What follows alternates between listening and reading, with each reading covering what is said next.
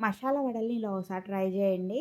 మనకి బండి మీద దొరికే వడల్లాగే భలే క్రిస్పీగా, క్రంచీగా ఉంటాయి. మరి ఇప్పుడు ఈ వడలు చేసుకోవడం కోసం పావు కేజీ పచ్చెనపప్పుని తీసుకొని 2 గంటల పాటు నానబెట్టుకున్న తర్వాత ఇందులో నుంచి ఒక గుప్పెడు తీసుకొని వేరే బౌల్‌లో పెట్టేసుకొని మిగిలిన పచ్చెనపప్పుని వాటర్ రాకుండా మిక్సీ జార్‌లోకి వేసుకొని 2 ఇంచుల అల్లము, ఒక 10 వెల్లుల్లి రెబ్బలు కూడా వేసుకొని వాటర్ ఏమి యాడ్ చేయకుండా మరి మెత్తగా కాకుండా కాస్త కచ్చపచ్చగా మిక్సీ పెట్టుకొని గిన్నెలో తీసుకోవాలి. ఇప్పుడు పక్కన పెట్టుకున్న పచ్చెనపప్పు, కట్ చేసి పెట్టుకున్న ఉల్లిపాయ, పచ్చిమిర్చి, కరివేపాకు, కొత్తిమీర, పుదీనాకు ఇవన్నీ కూడా వేసుకున్న తర్వాత ఒక స్పూను జీలకర్ర కూడా వేసుకోవాలి.